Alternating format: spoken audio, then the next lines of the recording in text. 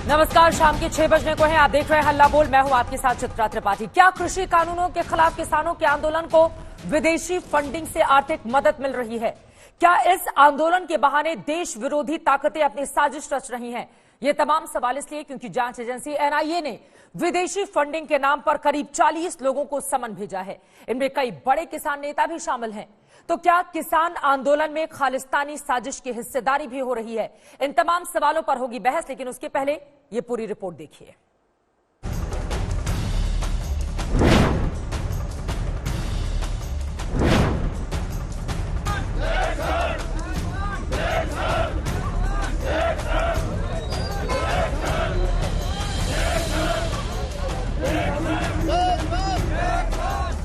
पिछले करीब 2 महीने से दिल्ली की सर्द रातों से लड़ते हुए सैकड़ों किसान अपने आंदोलन की आग को जलाए बैठे हैं। मांग तीनों कृषि कानून को रद्द करने और एमएसपी को कानूनी दर्जा देने की है। हालांकि सरकार ने यह साफ कर दिया है कि तीनों कानून वापस नहीं होंगे। अब तक 9 दौर की बातचीत में समाधान नहीं निकला है। अब अगली उम्मीद 19 जनवरी की बैठक से है।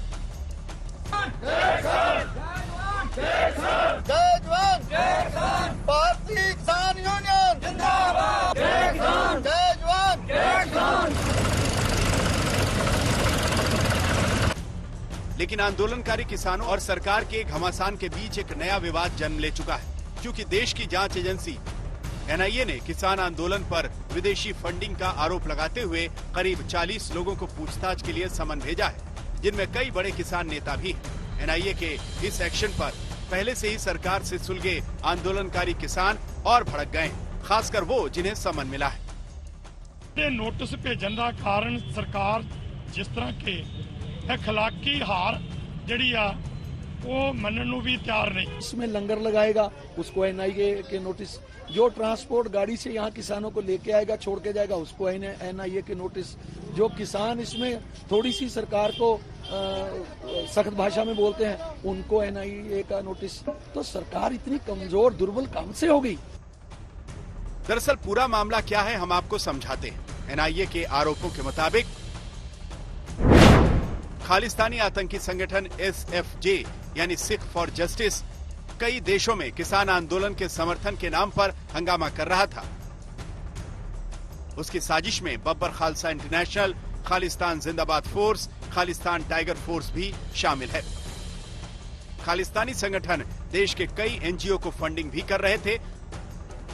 खुफिया एजेंसी के मुताबिक एसएफजे शंभू बॉर्डर के आसपास के लोगों को खालिस्तानी झंडा लेकर प्रदर्शन में शामिल होने के लिए उकसा रहा था। सिख फॉर जस्टिस वही संगठन है जिसने 26 जनवरी को लाल किले पर खालिस्तानी झंडा फहराने का ऐलान किया था। ऐसा करने वाले को 2.5 लाख अमेरिकी डॉलर इनाम देने की घोषणा की थी। सिख फॉर जस्टिस और दूसरे खालिस्तानी संगठनों को लेकर 12 दिसंबर को ही गृह मंत्रालय की बैठक हुई थी, जिसके बाद 15 दिसंबर को गृह मंत्रालय ने जांच का आदेश जारी कर दिया। हालांकि देर से किसान आंदोलन के नाम पर सक्रिय हुई कांग्रेस ने जांच एजेंसियों को केंद्र की कठपुतली कहा है। कांग्रेस ने एनआईए, इनकम टैक्स और ईडी को सरकार का संस्थान कहा है। इस देश में 6 साल से मोदी जी की सरकार है और गृह मंत्री तो अमित शाह जी हैं, वो तो बड़े बड़े कारनामों के लिए मशहूर हैं। तो 6 सालों से उन खालिस्तानियों को आपने पकड़ा क्यों नहीं? आज जब किसानों ने इन 3 काले कानूनों का विरोध दर्ज किया तो आज ही आपको याद आई। आप 6 साल से यानी 72 महीने से सोए पड़े रहे। तो क्या राष्ट्रीय सुरक्षा को लेकर आपका केवल यही तौर तरीका है? किसान नेताओं को एनआईए के समन पर आंदोलनकारी किसान संगठनों ने अलग से आपसी बैठक की है और तय किया है कि 10वें दौर की बैठक में सरकार से इस पर भी बातचीत होगी।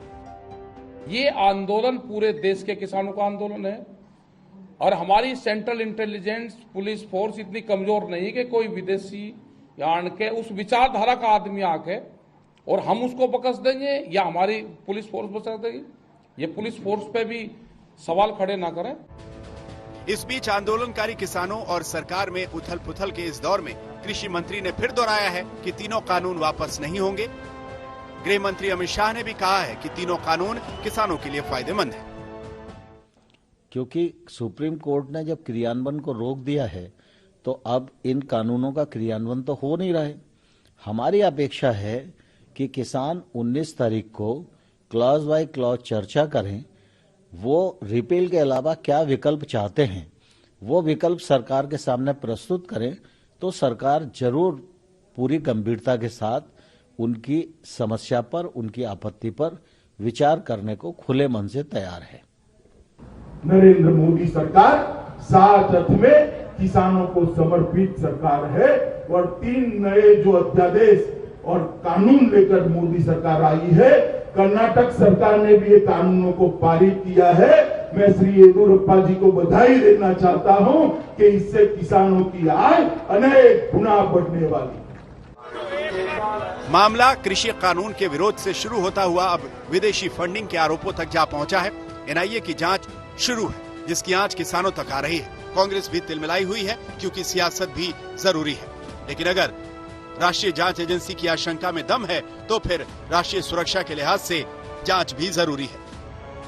दिल्ली से कमलजीत संधू, सोनीपत से पवन राठी, अमृतसर से अमित शर्मा के साथ आज तक ब्यूरो। किसान आंदोलन को बदनाम करने की क्या ये सरकार की साजिश है? किसानों की ओर से जो सवाल खड़े किए जा रहे हैं, या फिर सच में एनआईए की बात में दम है? जिस तरह से पूरे मामले को लेकर एनआईए की टीम आगे बढ़ी है और कई किसान नेताओं को समन भेजा गया है ताकि वो सामने आए और फिर हर एक सवाल का जवाब दे। इसी पर चर्चा करने के लिए कई खास मेहमान इस वक्त हल्ला बोल का हिस्सा बन चुके हैं। उनका तारुफ आपसे करवा देती हूं। अपराजिता सारंगी, जो कि नेशनल स्पोक्स पर्सन है, बीजेपी है, साथ ही एमपी लोकसभा की भारतीय जनता पार्टी की ओर से हमारे साथ जुड़ी हुई हैं। अभय Dubey ji, spokes person Congress party से हमारे साथ इस वक्त मौजूद हैं। इसके अलावा आपको बता दें, बलदेव सिंह सिरसा जी, जो कि फार्मर लीडर हैं, वो भी हमारे साथ जुड़ चुके हैं। मेजर सिंह पूनावाला जी, जनरल सेक्रेटरी हैं कुल हिंद किसान सभा के, वो भी हमारे साथ मौजूद हैं। और इसके अलावा आपको बताते चले, कुलदीप सिंह धालीवाल जी, जो कि चेयरमैन है किसान गुरुकुल ग्रुप के, वो भी हमारे साथ, जो सरकार के साथ इस पूरे मामले में खड़े हुए हैं, वो भी हमारे साथ हैं। और साथ ही पॉलिटिकल एनालिस्ट प्रोफेसर संगीत रागी जी भी हमारे साथ जुड़ चुके हैं। लेकिन सबसे पहले अपराजिता सारंगी, आपका रुख करते हुए, चूंकि काफी गंभीर आरोप सरकार के ऊपर इस वक्त लग रहे हैं। कहा जा रहा है कि दरअसल किसान आंदोलन सफल नहीं हो जाए, इस वजह से बदनाम करने की सरकार की यह साजिश है। चाहे वो विपक्ष हो या फिर कई किसान नेता इस तरह के आरोप सरकार पर लगा रहे हैं। क्या है जवाब? आप सबको नमस्कार। सबसे पहले तो मैं ये कह दूं कि सरकार किसानों के साथ है और किसानों के साथ खड़ी रहेगी। हम संवाद पर विश्वास करते हैं। संवाद से किसी भी विवाद का हल किया जा सकता है। 9वां दौर गुजर गया, 10वां दौर जनवरी 19 को है और हम आशावादी हैं कि इस समस्या का समाधान संवाद से ही होगा। लेकिन मैं ये कहना चाहूंगी कि जैसा कि आदरणीय कृषि मंत्री तोमर जी ने कहा, हम बिंदुवार चर्चा करने के लिए किसानों के साथ तैयार हैं। हम चाहते हैं कि क्लॉज बाय क्लॉज हमारे साथ बातचीत करें और हम उत्तर देने के लिए तैयार हैं। हमारे में लचीलापन है, हम सकारात्मक मनोवृत्ति को लेकर टेबल पर आते हैं और हम अनुरोध करेंगे कि हमारे किसान संगठन के प्रतिनिधि भी इसी लचीलेपन के साथ, इसी सकारात्मक मनोवृत्ति के साथ बातचीत के लिए आए और हम सब मिलकर एक बीच का रास्ता खोजें। रिपील का तो सवाल ही नहीं है, इस पर तो बात ही ना करें। और दूसरी बात रही विपक्षी नेताओं की, मुझे आप 30 सेकंड का समय दें। मुझे लगता है कि कांग्रेस इसमें बड़ी दिलचस्पी दिखा रही है। इस दिलचस्पी से ही हमें डर लग रहा है, क्योंकि उन्हीं की वजह से और उन जैसे विपक्षी दलों की वजह से ही समाधान नहीं निकल रहा है। कांग्रेस के लिए 2 लाइनें मैं आपके समक्ष उपस्थापित करना चाहूंगी।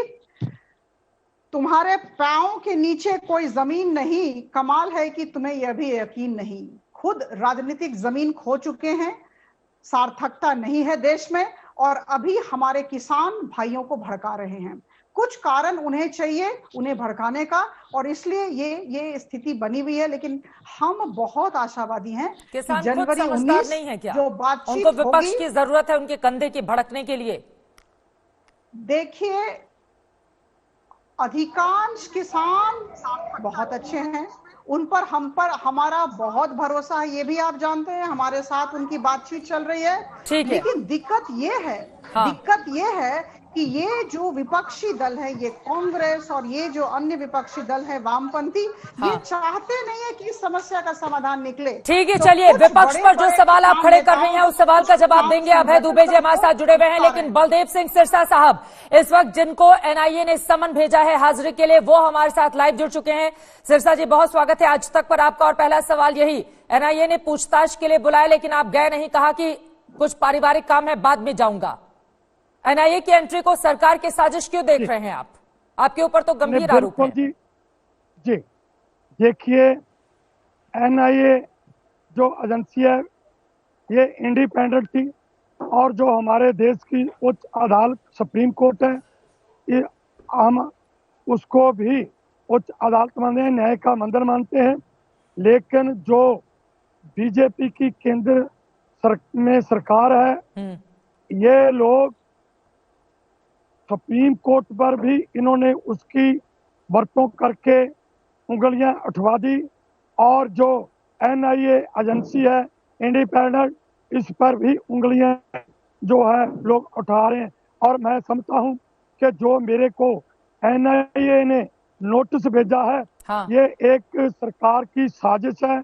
जैसे कि सरकार अब अपनी सरकार इखलाकी तौर पर हार चुकी है, लेकिन वो हार मानने के लिए तैयार नहीं, जिस कारण ये सरकार हमारे एजिटेशन को फेल करने के लिए कभी सुप्रीम कोर्ट का आसरा लेती है और कभी एनआईए एजेंसियों का जो आसरा लेती है।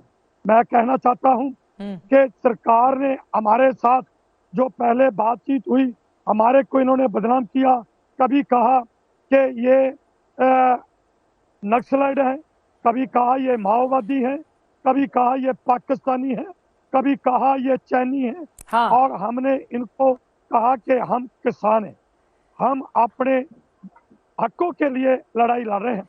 सिरसा साहब, लेकिन सवाल ये खड़ा हो रहा है, 40 किसान संगठन हैं जो इस आंदोलन में शामिल है और सरकार के साथ जिनकी 9 दौर की बातचीत भी हो चुकी है, जो अब तक असफल रही, 2 मांगे मान ली गई। अगर सरकार को टारगेट करना रहता तो बलदेव सिंह सिरसा को ही एनआईए ने नोटिस क्यों भेजा है? क्योंकि इस पूरे मामले में पिछले साल 18 दिसंबर को एफआईआर दर्ज की गई थी, उसमें फंडिंग के गंभीर आरोप लगे हैं आपके ऊपर, उस पर एनआईए ने आपको नोटिस भेजा है। आप ही निशाने पर क्यों हैं? हाँ बिल्कुल, बहुत बड़ा सवाल किया आपने। मैं निशाने पर क्यों आया, उसका कारण ये है कि मेरी तरफ से वो काम किए गए जो करने चाहिए थे इस एजिटेशन को कामयाब करने के लिए। जो 2 दिसंबर की रात को 6 लड़के मैंने पकड़ाए और कुछ लड़कियां भी पकड़ी, लेकिन लड़कियों को छोड़ दिया। मेरी जमीर ने आज्ञा नहीं दी कि इन लड़कियों को भी मैं पुलिस के हवाले कराऊं। लेकिन उन लड़कों को बचाने के लिए जो प्रशासन था, उन्होंने क्या किया ये वही बता सकते हैं। और उसके बाद भी मैंने कुछ लड़कियां पकड़ाई। क्या आरोप थे कि लड़कों को पकड़ा आपने? हाँ, वो लड़के पढ़ाते, ये देखो उसे आगे चले जाओ, ये 29 दिसंबर 2020 को थाना कुंडली में 652 नंबर एफआईआर दर्ज है, जिसका नाम राम प्रकाश है। और इस पर और दरहाम के साथ साथ 153 धारा भी लगी है। इसने सनसनीखेज खुलासे किए थे और जिसके कारण मैंने इनको पकड़ा और मेरी तरफ से ही एफआईआर थाना कुंडली में दर्ज है। और उसके बाद पुलिस ने क्या इन्वेस्टिगेशन की, इस आदमी पर जो आरोप लगे थे, जो एफआईआर दर्ज हुई, आज तक पुलिस ने उन पर क्या आगे इन्वेस्टिगेशन करके दोष लगाए हैं, उस पर क्या कार्रवाई की, मेरे को दबाने के लिए। और इस कारण नोटिस भेजा गया एनआईए का कि ये सरसा है जो ये कानूनी लड़ाई भी लड़ता है और इसलिए मेरे को ये नोटिस भेजा है, मेरे को डराने के लिए, मेरे को धमकाने के लिए, मेरे को भयभीत करने के लिए, मेरे को घर बिठाने के लिए ये इन्होंने मेरे को सरकार ने एनआईए के थ्रू नोटिस भेजा है। अपराजिता जी भी हमारे साथ बीजेपी के एमपी मौजूद हैं, उनसे मैं इस सवाल का जवाब लूंगी। लेकिन सिरसा साहब, एक और सवाल आपसे मेरा ये है सवाल यह है कि एनआईए ने जब आपको पूछताछ के लिए बुलाया था और आपका कहीं कोई रोल नहीं रहा है, जैसा कि आप बोल रहे हैं कि किसान आंदोलन की वजह से आपको टारगेट किया जा रहा है, तो एनआईए के समक्ष पेशी के लिए आप क्यों नहीं गए? जो सरकार कर रही है, सरकार इनको बरत रही है, तो हम ऐसे नहीं मतलब के डरने वाले नहीं। जो डरा रही है ना सरकार, मैं तो डरने वाला हूं, जो मर्जी हो जाए। लेकिन मैं एक बात पूछना चाहता हूं कि आज बीजेपी के लोगों ने, जैसे एफआईआर दर्ज हुई, इस पर कोई कार्रवाई नहीं। जो 6 लड़के पकड़ाए थे उन पर कोई कार्रवाई नहीं। जो लड़कियां पकड़ाई उन पर क्या हुआ कि ये सरकार ने आज तक स्पष्ट नहीं किया। और जो आज बीजेपी के लीडरों ने, दिल्ली के एक प्रभारी ने एक लेटर पैड पर लेटर लिखा है कि ये जो 26 तारीख को किसान संगठन ट्रैक्टर रैली निकाल रहे हैं, ये ट्रैक्टर रैली इनको नहीं निकालने देनी, ये देशद्रोही है। मैं ये पूछना चाहता हूं कि जब बीजेपी के लीडर अपनी लेटर पैड पर ये लेटर लिखकर हमारे खिलाफ इतने षड्यंत्र रच रहे हैं, ये लोगों को भड़का रहे हैं, ये कत्लेआम कराना चाहते हैं, ये देश में खून खराबा कराने चाहते हैं। हम तो शांतमय शुरू किया था, शांतमय चले, शांतमय आगे चलेंगे, लेकिन ये बताएं कि इन लोगों के खिलाफ कार्रवाई क्यों नहीं? मैं ये पूछता हूँ। हमारे पास है, जब समय आएगा तो उसका स्पष्टीकरण भी हम दे देंगे। अपराजिता जी, आप जवाब दीजिए, उसके बाद अभय दुबे और बाकी मेहमानों के पास में जाऊंगी। आपने सुना, उन्होंने कहा कि चूंकि आंदोलन में बढ़ चढ़कर मैं हिस्सा लेता था, 6 लड़कों का भी वो जिक्र करते हुए नजर आ रहे हैं, इस वजह से बीजेपी के वो टारगेट पर हैं और एनआईए का गलत इस्तेमाल सरकार की ओर से किया जा रहा है। मैं सबसे पहले स्पष्ट कर दूं कि हमारे अन्नदाता आतंकवादी नहीं हैं, खालिस्तानी नहीं हैं, लेकिन कुछ देश विरोधी शक्तियां खालिस्तान के नाम पर एंटी इंडिया स्लोगन्स दे रही थी। हम सबको पता है, शंभू बॉर्डर पर, और बहुत सारे किसान संगठनों के प्रतिनिधियों को उकसा रही थी, गुमराह करने की चेष्टा कर रही थी। और इन देश विरोधी शक्तियों का दमन करना, मुझे लगता है केंद्र सरकार की प्राथमिकता है और हम ये जरूर करेंगे। हमें दमन करना है, हम एंटी इंडिया अप्रोच बर्दाश्त नहीं करेंगे, कोई भी देशवासी बर्दाश्त नहीं करेगा। और अगर कोई भी करता है तो उसे ये समझना चाहिए कि ये किसानों की बात है, और अभी के माहौल में हम सब जानते हैं, प्रत्येक भारतवासी जानता है कि केंद्र सरकार प्रधानमंत्री मोदी जी के नेतृत्व में किसानों के साथ खड़ी है। और जब हम चाहते हैं कि समस्या का समाधान हो, तो ये देश विरोधी शक्तियां अगर बीच में आएंगी तो उनका दमन हम निश्चित तौर पर करेंगे। जिसके खिलाफ ये एफआईआर हुई है वो देशभक्त है। जिन लोगों ने आज चिट्ठी लिखी है वो देशभक्त है। इस सवाल का जवाब दीजिए। देखिए, जो हमारी जांच एजेंसियां हैं वो अपना काम कर रही हैं। जांच एजेंसियां जब काम करती हैं तो इस विषय में कुछ भी कहना मेरी तरफ से प्रवक्ता के हिसाब से सही नहीं होगा। जांच एजेंसियां अपना काम करें, वो समीक्षा करती हैं, विश्लेषण करती हैं, प्रमाण देखती हैं और तब किसी निष्कर्ष पर पहुंचती हैं। उस वक्त जांच एजेंसियों पर बात आ जाती है, तब किसी निष्कर्ष पर पहुंचती हैं। और अगर किसी भी तरह का कार्रवाई की जाती है तो उसके पीछे कोई कारण होता है। देश विरोधी फंडिंग पर एनआईए का समन आपको मिला है, सिरसा साहब? करना ही चाहिए जी। विदेशी फंडिंग के आरोप लगे हैं आपके ऊपर जी। सरकार मेरे को कोई समन नहीं मिला। जब समन आएगा, मेरे को कोई समन नहीं मिला। जब समन आएगा उसके बाद मैं संयुक्त किसान मोर्चे के सभी सदस्यों में बातचीत करूंगा। तो ये एनआईए का नोटिस कैसे आपको व्हाट्सएप पे मिला है? एनआईए का नोटिस कैसे मिला है? क्या आज तक कभी व्हाट्सएप और इतने शॉर्ट समय में 48 घंटों का समय देकर नोटिस मिला? और जहां मैं घूम रहा हूं यहाँ तो नेटवर्क ही नहीं है। क्या ये व्हाट्सएप पर नोटिस आना ये जायज है? और 48 घंटे का समय, और दिल्ली आने पर कितना समय लगता है? किसके व्हाट्सएप नंबर पर आपको नोटिस भेजा गया? किसके व्हाट्सएप नंबर पर? एनआईए की ओर से भेजा गया है? नंबर किसका है? एनआईए का। हाँ बोलिए सिरसा साहब। हाँ, एनआईए का है जो आपके मोबाइल पर भेजा गया है। मैं कह रहा हूँ एनआईए की तरफ से यह लेटर पर उन्हीं की तरफ से आ रहा है। एनआईए की तरफ से ही मेरे को जो नोट्स आया वो मोबाइल पर आया। नोट्स ऐसे नहीं, नोट्स जेकर आना था तो बाई डाक आता, जेकर बाई डाक नहीं, बाई हैंड। इनके इतने सेल हैं, ये बाई हैंड मेरे को 24 घंटे में बाई हैंड भी दे सकते थे। लेकिन इतनी क्या जल्दी थी कि इन्होंने व्हाट्सएप पर मेरे को नोट्स भेजा और कह दिया कि पेश हो। अब मेरे को जितनी देर मेरे को नोटिस ये लिखित तौर पर नहीं आता और वो नोटिस आने के बाद मैं अपनी जो संगठन है, किसान संगठन है, उनसे वार्तालाप करूंगा और जैसे हमारा संगठन कहेगा तो वो मैं बात करूंगा। ऐसे में जाएंगे एनआईए के सामने आप जवाब देने के लिए सवालों के? हाँ जी, एनआईए के सामने आप जाएंगे?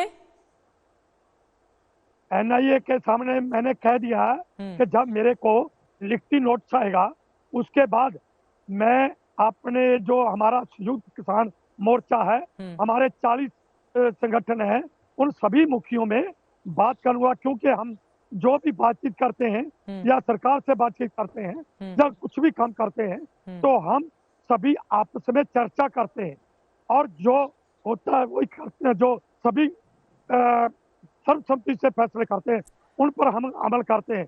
परसों 19 जनवरी को सरकार के साथ जो बातचीत होनी है, क्या आप उसमें भी जाएंगे? बिल्कुल जाऊंगा, उसमें तो जाऊंगा। क्योंकि जो किसानों ने अभी कल की तारीख है, जो किसान संगठन फैसला करेंगे, उन्होंने फैसला कर रखा है कि 19 तारीख को जाना है। अभी कल की डेट बाकी है, कल 18 तारीख है, आज 17 तारीख है। कल तक संयुक्त किसान मोर्चा, क्योंकि मैं तो आप भी पठानकोट में बैठा हूँ जहाँ पर किसानों से रह ला रहा हूँ कि सरकार ये कर रही है। एक देखिए मैडम, मैं आपसे निवेदन करता हूँ कि एक मेरे को पहले जी न्यूज पर डिबेट चल रही थी, तो जो प्रवक्ता है बीजेपी के वो भी और जो एंकर है मैडम, वो बार बार मेरे पर सवाल कर रही थी कि आपके एजिटेशन में भिंडरा वाले के पोस्टर लगे हैं और हमारे के पोस्टर लगे हैं। मैंने उनसे कहा कि एक तरफ तो पोस्टर लगे हैं, दूसरी तरफ मेरी तरफ से जिंदा आदमी के खिलाफ, जो कि जीवित आदमी है, जिंदा जागदा आदमी है, उसके खिलाफ एफआईआर थाना कुंडली में दर्ज है, जो कि बाकी धाराओं के साथ साथ 153 धारा भी ठीक है सिरसा साहब, किसी और चैनल पर क्या होता है उससे हमें मतलब नहीं है, लेकिन यहाँ पर आपकी भी आवाज उठे और सरकार की ओर से उसका सही जवाब भी मिले, इस वजह से एक बहुत बड़ा पैनल, खुद अपराजिता जी जो कि सांसद भी हैं, उनको हमने बुला कर रखा हुआ है। महत्वपूर्ण बातें आपकी ओर से कही गई हैं। उन आरोपों पर मैं जवाब दूंगी बीजेपी से, लेकिन बाकी मेहमानों को भी मैं शामिल करना चाहूंगी। अभय दुबे जी बहुत देर से हाथ उठा रहे हैं। अभय दुबे जी, आपको भी मौका मिल गया है कि किसानों के कंधे पर बंदूक रखकर जितनी सियासी रोटी सेकनी हो, जितनी बंदूकें चलानी हो, चला ली जाए। मुंसिफ हो अगर तुम तो कब इंसाफ करोगे, मुजरिम हूं अगर मैं तो सजा क्यों नहीं देते, मेरा कातिल ही मेरा मुंसिफ है, क्या मेरे हक में फैसला देगा। चित्रा त्रिपाठी जी, मैं आज तक की सिर्फ 4 खबरें पढ़कर आपको सुना रहा हूं, बहुत महत्वपूर्ण है, पूरे देश को सुनना चाहिए। हाथरस दंगों की साजिश, 100 करोड़ की फंडिंग का खुलासा, जांच में पता लगा है कि 100 करोड़ रुपए की फंडिंग मॉरिशस रूट से आई। को भीमा कोरेगांव में विदेशी फंडिंग का खुलासा, 50 करोड़ रुपए बैंक अकाउंट में आए, बड़ी साजिश का खुलासा। दिल्ली दंगों में 100 करोड़ रुपए की साजिश का खुलासा, सिंडिकेट बैंक के 6 अकाउंट में 100 करोड़ रुपए आए।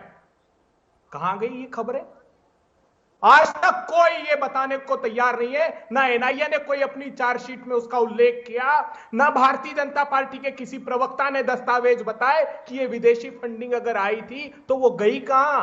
ना चार्जशीट फाइल की, ना कोई आरोप की पुष्टि करने वाला है, सिर्फ बदनाम करने के लिए आरोप लगा देते हैं चित्रा जी ये लोग। आप जानती है उत्तर प्रदेश के किसानों को 50-50 लाख के नोटिस दिए, मध्य प्रदेश के किसानों के घर में 40-40 वन विभाग के अधिकारी लकड़ी रखकर झूठे मुकदमे बना रहे रहे हैं प्रताड़ित कर रहे हैं किसानों को ताकि वो आंदोलन में न जा पाए। या जो किसान दिल्ली के दरवाजे पर बैठा है उनको आतंकी घोषित करना चाहते हैं। ये चाहते हैं कि फूट डालकर आंदोलन तोड़ दिया जाए। प्रधानमंत्री जी, हाथ जोड़कर गुजारिश है, अगर इस देश के साहित्यकार, इतिहासकार, कलमकार आपको रास्ता दिखाने की कोशिश करते हैं तो कहते हैं ये तो अवार्ड वापसी लेंगे। अगर प्रतिपक्ष आपको सही रास्ता दिखाता है कि किसानों के हित में न्याय कर दीजिए तो कहते हैं ये तो गुमराह गैंग है। आप ही दिल्ली की यूनिवर्सिटी में अपने लोग भेज देते हो और कहते हो ये टुकड़े टुकड़े गैंग है। कहां गई वो गैंग? गिरफ्तार क्यों नहीं करते? हमारा सीधा सा आरोप है। कोई दूसरी मांग नहीं है, हम सब मिलकर स्वागत करेंगे आपका। किसानों की मांगे मान लीजिए। एक तो आजीविका की लड़ाई जिन खबरों के साथ आप आए थे, यकीनन वो खबरें पुख्ता एजेंसियों से ही मिलती हैं, तभी उसको दिखाया जाता है। कोई यहां पर बैठ के खबरें गढ़ता नहीं है। नंबर वन, अभय दुबे जी, नहीं मेरी बात सुनिए प्लीज, मेरी बात सुनिए। एक सेकंड सर, एक सेकंड सर, सूत्र भी बहुत मजबूत होते हैं। आप लोग भी अंदर की खबर कोई देते हैं तो कहते हैं कि नाम मत लीजिएगा। एक सेकंड अभय दुबे जी, आप पर्सनल मत होइए प्लीज, नाराज मत होइए, ठीक है? एक सेकंड, पुख्ता खबरें हम दिखाते हैं, ठीक है?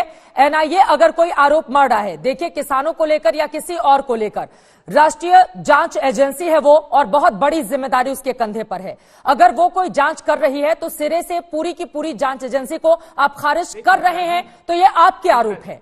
लेकिन हमारा काम खबर दिखाना है। अभय दुबे जी, अभय दुबे जी प्लीज, ये जो कांग्रेस पार्टी, नहीं, ये जो आप चार बड़ी खबरें लेकर आ गए और यहाँ पर आईना दिखाने की कोशिश कर रहे हैं ना अभय दुबे जी, तो सारी खबरें पढ़ के आया करिए अच्छे से। एक खबर हम देते हैं, उसका फॉलोअप करते हैं, उसके पीछे जितने भी लोग होते हैं, कांग्रेस, बीजेपी, किसान संगठन, ये वो सबको, अभी 6 लोगों को बिठा के रखा है हमने यहाँ पर। अकेले अभय दुबे को बिठा के नहीं रखा है, 6 लोगों को, ठीक है ना? क्यों नहीं आते वो लोग सामने? तो एक खबर के हर एक पहलू को देखने के लिए आज तक के हर एक खबर पढ़ा करिए, सिर्फ हेडलाइन लेकर आकर अपनी बात यहाँ पर मत कहा करिए, ठीक है? एनआईए के रडार पर क्यों है आंदोलन, इसी को लेकर लगातार हम चर्चा कर रहे थे। लेकिन इन सबके बीच बड़ी खबर आपको बता दें, 19 जनवरी को एक तरफ सरकार और किसान के बीच बातचीत होगी तो वहीं दूसरी तरफ किसान नेताओं ने भी कमर कस ली है।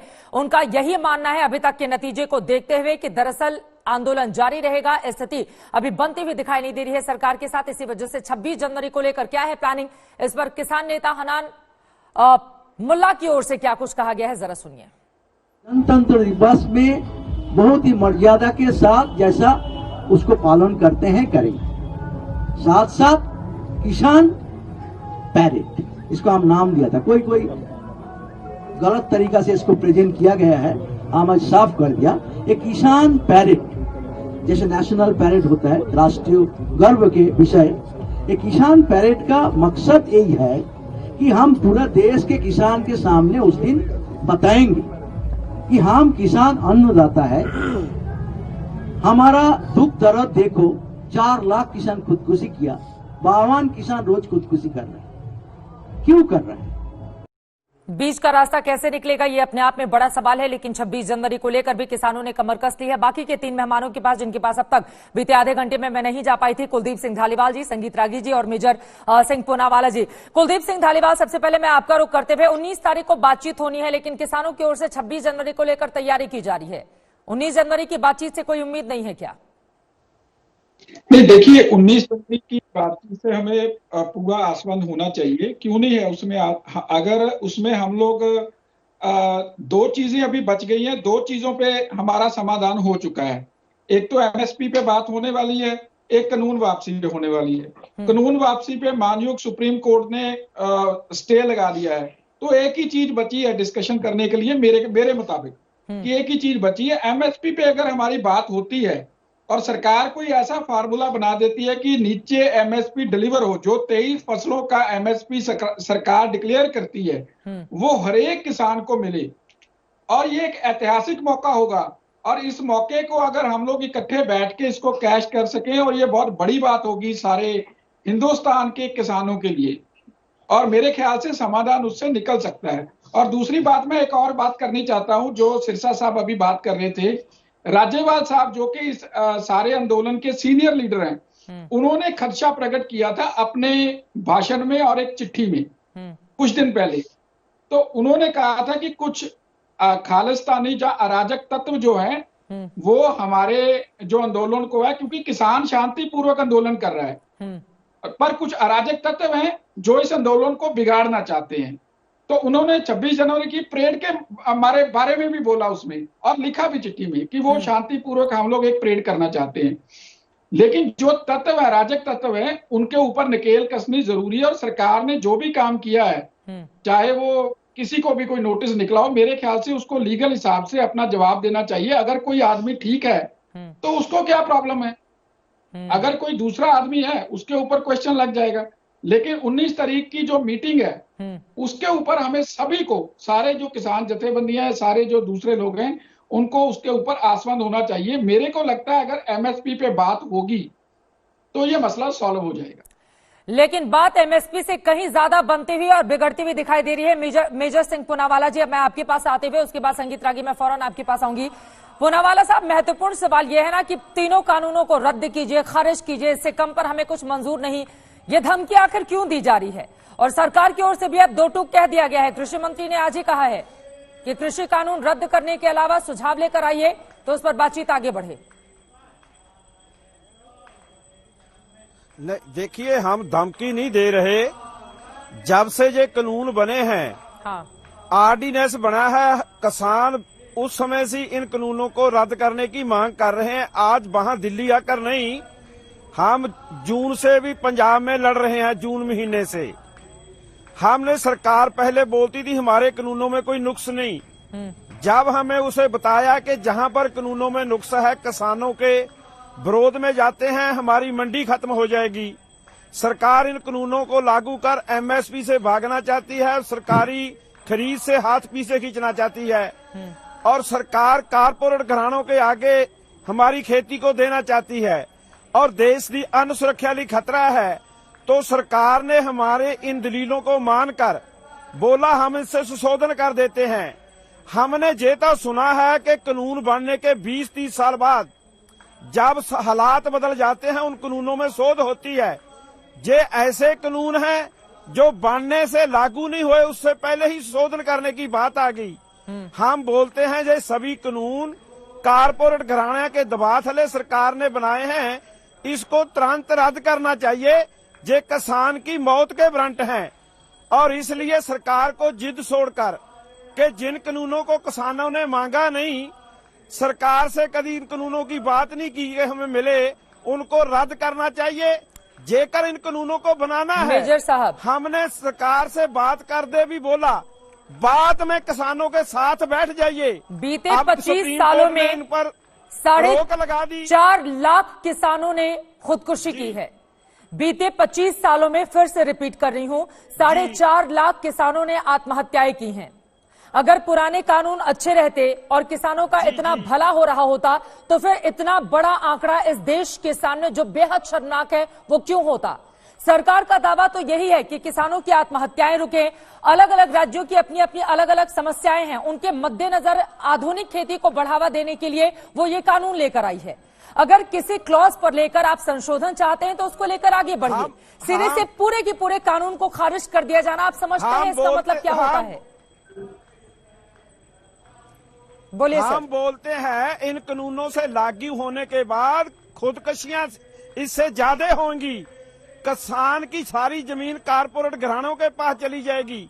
सरकार कारपोरेट घरानों के दबाव थले इन कानूनों ने बनाया है, और जो खुदकुशियां हुई वो भी इन सरकारों की नीतियों के कारण होया। किसानों के उनकी जो खेती बाड़ी की उपज थी उन पर लागत खर्चे ज्यादा आते रहे, उनकी कीमत नहीं मिली।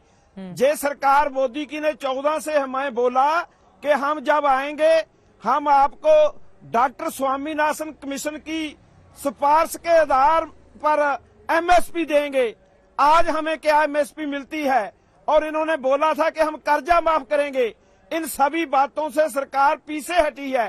ये कानून तो इतने माड़े हैं कि किसान की हालत उससे भी ज्यादा माड़ी होगी जो पहले किसानों की हालत है।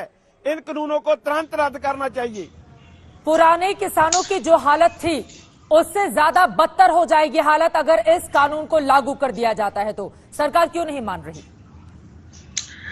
देखिए, मुझे लगता है कि किसानों का ये मानना है कि इससे बदतर हालत हो जाएगी। भारत सरकार का ये मानना है कि अभी जो किसान की हालत है, बड़ी जो दुर्दशा है, वो इसी कारण है क्योंकि वो अभी अपने फसलों को बेचने के लिए मंडी तक ही जाने के लिए अभिशप्त हैं। जब उन अपने खाद्यान्नों का उनका वैश्विक बाजार के साथ उनका जुड़ाव होगा तो उनको बेहतर फसल मिल पाएगी। एक सीमांत किसान यदि 2 एकड़ की जमीन रखता है, यदि उसको C2 फार्मूले के तहत भी यदि MSP उसको दिया जाता है तब भी उसमें समृद्धि नहीं आएगी, ये तय है।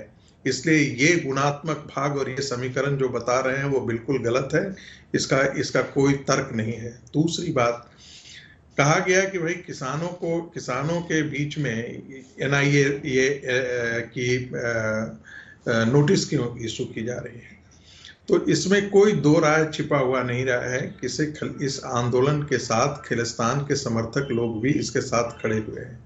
हम सबों ने देखा है कि बब्बर खालसा के लोग किस प्रकार से वहाँ किस प्रकार के नारे और किस प्रकार के पोस्टर वहाँ पर ये कर रहे थे। यही कारण है कि पत्रकारों को और मीडिया पर्सन को उनके अंदर उनके खेमों में जाने नहीं दिया जा रहा था, ताकि वहाँ से इस प्रकार की रिपोर्टिंग न निकल करके आए। तीसरी बात, मेरा अपना मानना है कि ये किसानों का जिद है। ये वैसे ही एक जिद है जैसे कोई बच्चा कहता है कि हमको चांद लेकर के आओ, और उसको घर में लोग कहते हैं कि चांद नहीं आ सकता है, दिक्कत है, उसकी दूरी इतनी है, नहीं वो पकड़ करके उसको पकड़ में नहीं आ सकता है। किसानों से कहा जा रहा है कि आप तर्क समझाइए कि कौन सी बात ऐसी इसमें गलत है, हम उसका निदान चाहते हैं। लेकिन इनको एक झुंझुन्ना पकड़ा दिया है वामपंथी किसानों के नेताओं ने, जिनके हाथों में इस पूरे आंदोलन की बागडोर है कि किसी भी तरीके से मानना नहीं है, किसी भी तरीके से सरकार के साथ समझौता न हो। ये जिद है ताकि हिंसा हो, हिंसा के पास जो है वो हिंसा पर जो है वो अपने राजनीतिक फसल खड़ी कर सकें, ये इनका मुख्य उद्देश्य है।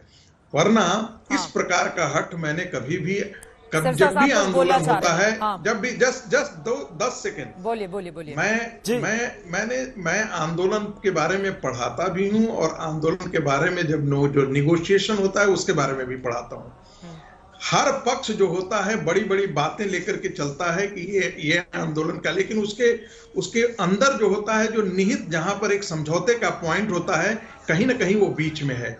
यहाँ पर आपने किसानों ने एक ऐसी दीवार खड़ी कर दी है कि जहाँ पर आपको समझौते के लिए वो गुंजाइश सिरसा साहब, दीवार खड़ी कर दी है क्या आप लोगों ने? आप सरकार को कॉर्नर करके, प्रधानमंत्री भी बोलते हैं कि दीवार को ढहाना है, ब्रिज बनाना है, लेकिन आप लोग तैयार नहीं होते हैं सिरसा साहब इसके लिए।